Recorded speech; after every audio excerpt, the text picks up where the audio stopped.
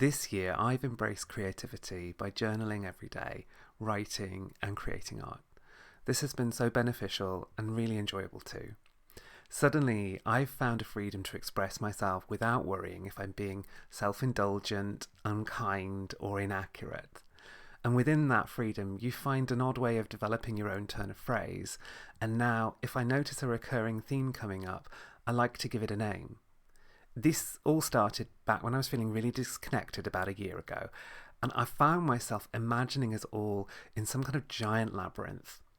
Systemic problems like beauty ideals and wealth worship started to occur to me as different arms of this labyrinth.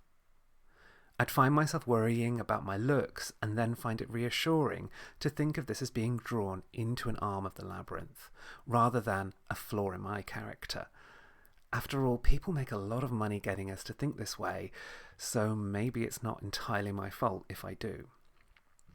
Allowing myself to think like this has been really useful, and it's even helped me frame other things in similar terms too, which I've come to think of as myths from the labyrinth, two of which I'd like to share with you today: the myth of Theseus and the myth of Icarus. Whenever I hear a story of somebody being incredibly and inexplicably successful, I've started to refer to this as a myth of Theseus. Now, I love a bit of Greek mythology, so let me give you a slightly muddled retelling of the story, and hopefully that will explain why. Theseus' story is a bit like the Hunger Games. Every year, King Minos of Crete demands that youths from Athens are brought to him to be sacrificed in his labyrinth, a dungeon with a half-man, half-bull creature in it called a Minotaur.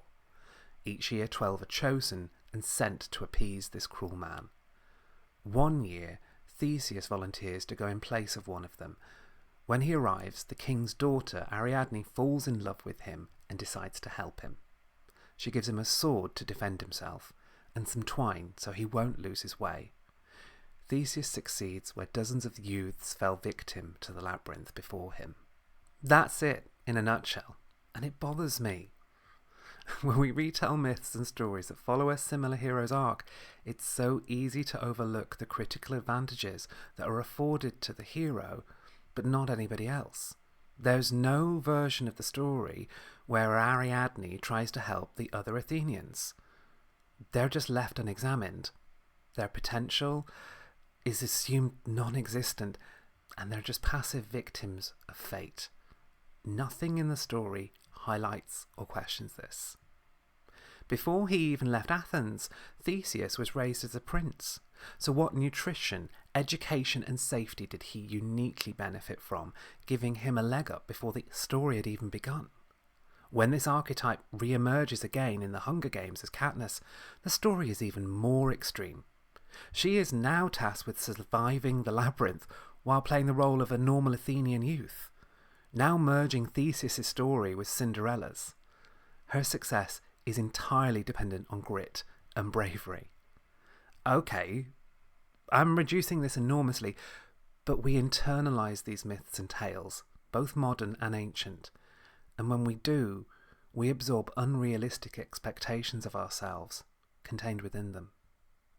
So, for this reason, when I hear a story that features exceptionalism, overcoming extraordinary odds single-handedly, or pulling oneself up by their bootstraps, I've started to refer to it as a myth of Theseus.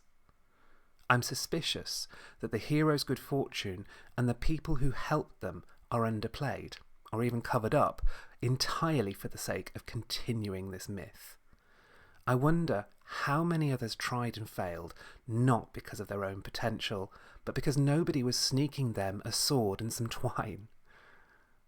A myth of Theseus is when a systemic, wicked problem masquerades as something an individual can overcome if they just try hard enough. The second myth, the myth of Icarus, is actually related to the first, but I didn't find that out really recently until one day I was revising Italian to go on holiday, and I decided the best way to do this was to play Zelda in Italian. I was approaching a labyrinth in the game, and I anticipated the word labirinto to come up on screen, but instead the word Daedalo appeared. And that really threw me. I was certain I knew that word, but apparently not. Sadly, Zelda and her kingdom would have to wait because a new quest had emerged in the form of an internet rabbit hole, and I was about to jump in with both feet. So, with the help of Google, I discovered Daedalo is Italian for Daedalus, the father of Icarus, who gave him the wax wings and warned him not to fly too close to the sun. When I've heard that story, it's always been presented to me as a defiant, proud youth who perishes because he's too foolish to listen to his father. If Theseus is the personification of bravery, Icarus is the embodiment of hubris. But why did Daedalus's name mean labyrinth? The rabbit hole went deeper. And then I learned he was the designer of the labyrinth from the myth of Theseus and the Minotaur. He came to the aid of Princess Ariadne when she decided to help Theseus, and then, when the king discovered this, he locked him and his son Icarus away in the labyrinth. They became prisoners of his own creation. This changed the entire story for me. Icarus and his father weren't dangerously foolish. They were desperate. I imagined a terrified father looking for a way to free his child. The wax wings weren't a gift for a spoiled boy, but a last resort to release him from this dungeon. I imagined how this must have made sense with no other option to forge such a plan. The way he must have pleaded with his son to understand how to get it right, how to fly. With no way to practice or train, the first attempt was doomed from the start. How would you know how to control your altitude if you'd never flown before? Not to mention if you were young, scared and trying to escape. The myth of Icarus for me is when we retell stories of people's failures as if they're amusing. The sadistic taste for humiliation that fuels the subtext of so much reality TV, talent shows, and that compassionless mocking and malicious simplification of rage-bait content online. Daedalus becomes reduced to a foolish and negligent father, and Icarus to an arrogant and willful adolescent. The myth of Icarus discourages us from experimental problem-solving, trying new things, and replaces them with an instinct to sneer at those who do. It coerces us to resist our creative urges and punish ourselves for our failures and mistakes, even when we're in extreme and desperate circumstances. The two myths help one another too. To borrow from the great poet and songwriter Alanis Morissette, the myth of Theseus dangles transparent carrots, and to build on that, the myth of Icarus threatens us with transparent sticks. In one of her songs, Florence and the Machine uses this phrase self-mythology, and I love it. We all carry around a self-mythology too. It's a version of events, and it informs our self-esteem and our confidence. When I was in my 20s, I became a teacher, and I was very self-conscious of my femininity and the way that most people correctly assume I'm gay. I recognise this as internalised homophobia, but the truth is I imagined the students would respect me more if I were more masculine presenting and less obviously non-conforming. I started at the same time as another teacher who was straight and very masculine presenting. I imagined he had no trouble getting the kids' respect and spent a good deal of time wishing I was more like him. Then one day he approached me and mentioned a student who was particularly challenging, and I anticipated he was going to reveal some fantastic rapport he'd struck up. Instead, he just said, "He's a bit of a nightmare, isn't he?" I was shocked, and I realised that this story I had in my head was complete fabrication, and it would have made no difference at all along. But at the same time, I believed this myth without question. It didn't happen overnight, but eventually I started tuning into a more helpful version of the story. Occasionally, here or there, I feel worried about how people will react to my voice and my mannerisms, and that's not entirely unhelpful.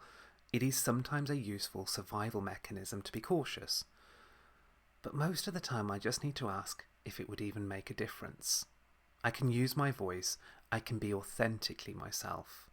But more than that, If people have a problem with it, that is the Labyrinth's influence and not mine. The desire to be heteronormative is an alluring corridor in the Labyrinth, but it comes at a high price, and who knows if you'll ever find your way back out.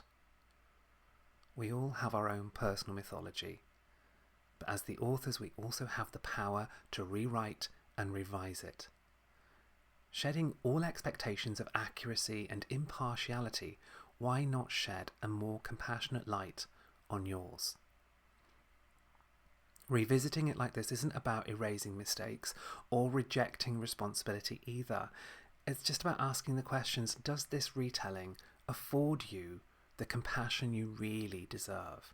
What personal myths inform your self-belief? If only in a private daydream, what changes in your story if you allow yourself the luxury of retelling it with more compassion for yourself?